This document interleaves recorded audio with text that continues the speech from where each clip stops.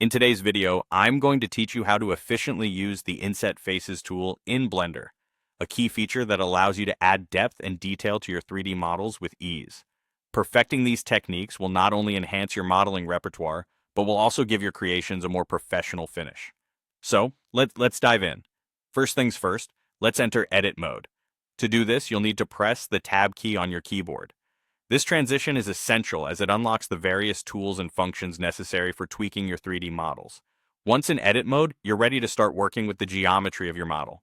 Next, you'll want to select the faces you plan to inset. This is done simply by clicking on them. If your project involves multiple faces that need modification, hold down the Shift key as you click. This allows you to select as many faces as you need in one go.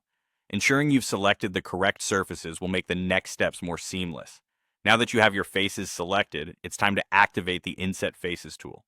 This can be done quickly by pressing the I key.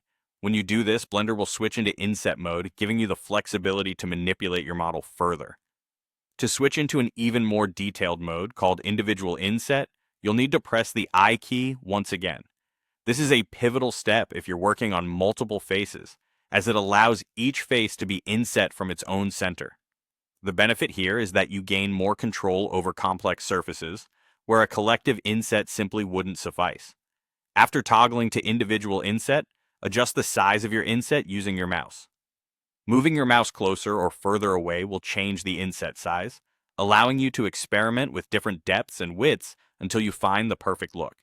Once you're satisfied with how your inset appears, click to confirm your changes. This locks in the alterations you've made, ensuring they're applied consistently across the model. Finally, if you're looking to add another level of complexity or a unique design element, consider using the Extrude function. By pressing the E key after your inset, you can extrude the new faces either inward or outward.